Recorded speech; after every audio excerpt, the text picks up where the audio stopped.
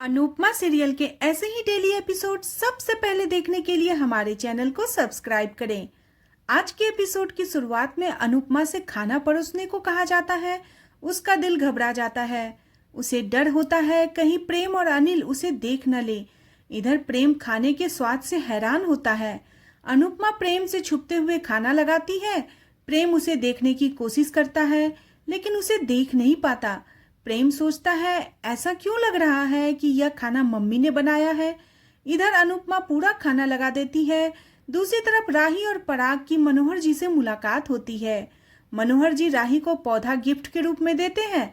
मनोहर जी पूछते हैं क्या राही अपनी डांस एकेडमी शुरू करना चाहती है। राही हामी भरती है। मनोहर जी कहते हैं आजकल लोग मॉडर्न डांस सीखना पसंद करते हैं, क्लासिकल का कोई नहीं पूछता।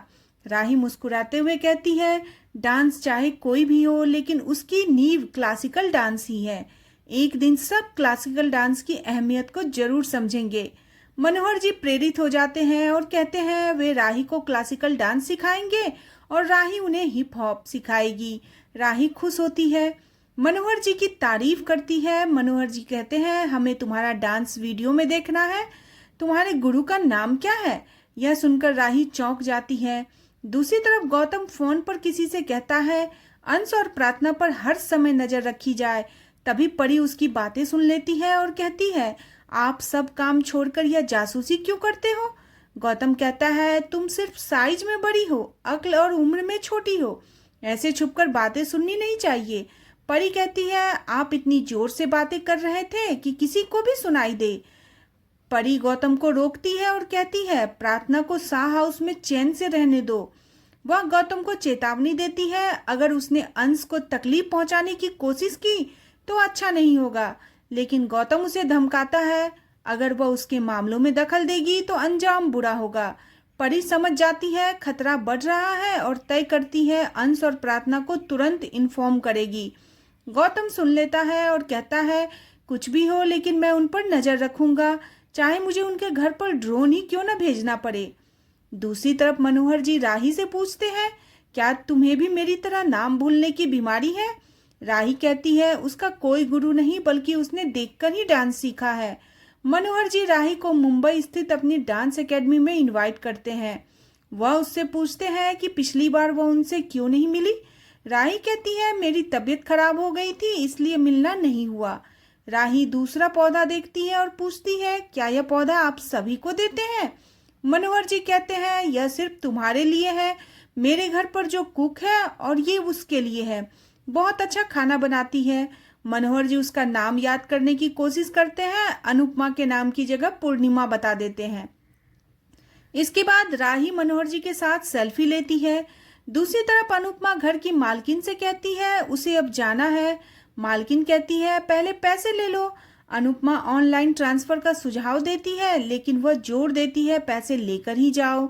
अनुपमा रसोई में जाती है तभी अनिल और प्रेम खाने की टेबल पर आते हैं। प्रेम को अनुपमा की याद आती है। अनुपमा उसे पीछे से देखती है। इसी बीच प्रेम खाना खाते वक्त फिर से उसी स्वाद में डूब जाता है। अनुपमा को पैसे मिल जाते हैं और वह प्रेम से छुपते हुए वहां से चली जाती है। अनुपमा छिपने की पूरी कोशिश करती है लेकिन जैसे ही वह बाहर निकलती है प्रेम उसे शीशे में देख लेता है। इसके बाद रास्ते में अनुपमा दुखी होती है, रोती है और सोचती है अच्छा हुआ प्रेम ने उसके खाने के स्वाद को नहीं पहचाना। तभी उसकी टक्कर हो जाती है, उसके पैसे गिर जाते हैं। अनुपमा पैसे उठाने लगती है तभी प्रेम आकर उसकी मदद करता है। अनुपमा प्रेम को देखकर हैरान रह जाती है। अनुपमा को प्रेम का गुस्सा याद आता है, वह घबरा जाती है। अनुपमा वहां से भागने लगती है तभी गिर जाती है। प्रेम आकर उसे संभालता है। अनुपमा उससे माफी मांग लेती है और कहती है मैं तुम्हारे सामने नहीं आना चाहती थी, मेरी वजह से सब खराब हो जाता है, तुम मुझसे दूर रहो। दूसरी तरफ राही प्रेम को कॉल करने की कोशिश करती है लेकिन वो फोन नहीं उठाता। राही उसकी अनुपमा से मुलाकात को याद करती है। वह सोचती है कहीं गलती से प्रेम और मम्मी की मुलाकात न हो जाए। तभी पराग आता है और कहता है प्रेम शायद बिजी होगा।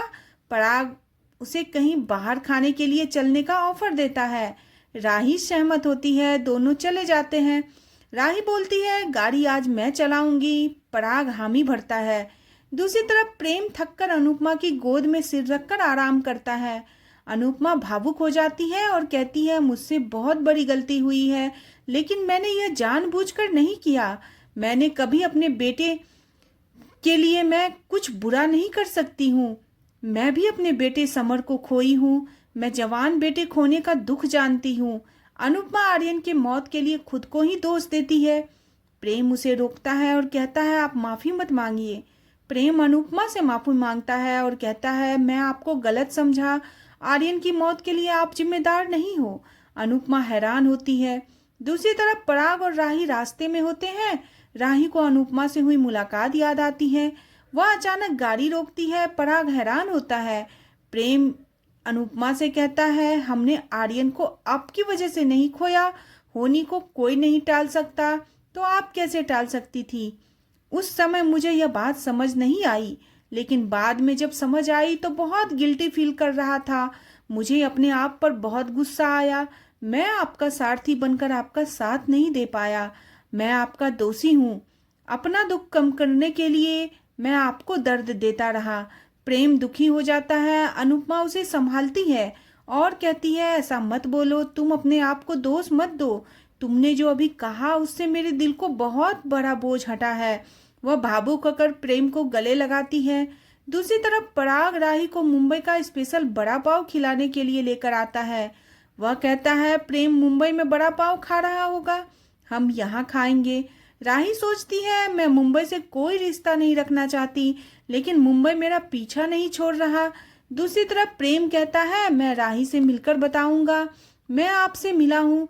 राही को पता चलते ही वह आपसे जरूर मिलने आएगी।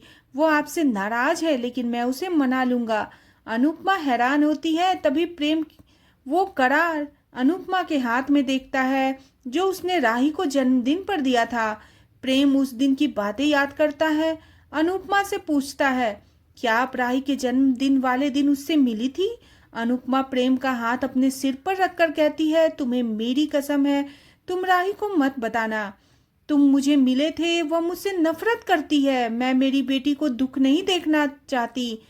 अनुपमा प्रेम से गुहार लगाती है, वह राही को इस मुलाकात के बारे में कुछ भी न बताए। प्रेम हैरान रह जाता है। दूसरी तरफ राही और पराग बड़ा पाव खाकर बेहद खुश होते हैं, उसकी तारीफ करते हैं। बातों ही बातों में राही कहती है, बड़ा पाव तो मम्मी अच्छा बनाती थी। तभी वह रुक जाती है, बात को बदलने की कोशिश करती है। पराग कहता है, मैं जानता हूँ कि तुम अपनी मम्मी से गुस्सा हो, लेकिन उन्हें भूल नहीं पाई हो। तुम उन्हें इतना मिस करती हो तो उन्हें ढूंढती क्यों नहीं? पराग राही को समझाता है, माँ तो माँ ही होती है। अनुपमा जी से हमारी नहीं बनती, लेकिन वह तुम्हारी माँ है। पराग खुद को दोष देता है और कहता है, यह सब मेरी वजह से हुआ है। शायद उस समय मैं स्थिति को सही तरीके से संभाल नहीं पाया। सारी जिम्मेदारी का बोझ तुम पर और प्रेम पर आ गया। राही कहती है, आपने अपने आप को दोष मत दीजिए। आप भी जानते हैं कि गलती किसकी थी। मुझे उनके बारे में कोई बात नहीं करनी है। पराग कहता है, ठीक है, तुम भी अपना मूड खराब मत करो। पराग राही से कहता है, तुम प्रेम से ज्यादा टैलेंटेड हो। राही खुशी से हैरान होती है। इधर अनुपमा प्रेम से कहती है, मेरा दामाद बहुत बेस्ट है। मेरी बेटी बहुत लकी है जो उसे तुम जैसा पति मिला है। दूसरी तरफ पराग राही से कहता है, मेरा बेटा बहुत लकी है जो उसे तुम जैसी पत्नी मिली है। मैं भी बहुत लकी हूँ जो मुझे तुम जैसी बहू मिली है। राही कहती है, बहू नहीं बेटी। इधर प्रेम कहता है, दामाद नहीं बेटा। आज का एपिसोड इसी के साथ खत्म हो जाता है। अगले एपिसोड में देखने को मिलेगा कि अनुपमा प्रेम से कहती है अब वह वापस लौटकर नहीं आएगी। इसके बाद प्रेम राही के सामने अनुपमा का जिक्र करता है और कहता है वहां पर खाने का स्वाद अनुपमा के खाने जैसा था, लेकिन राही गुस्से में कहती है वह अनुपमा का जिक्र न करे। आज का एपिसोड आपको कैसा लगा प्लीज कमेंट करें और बने रहे सीरियल अनुपमा में नेक्स्ट एपिसोड के लिए चैनल को सब्सक्राइब करना बिल्कुल न भूलें।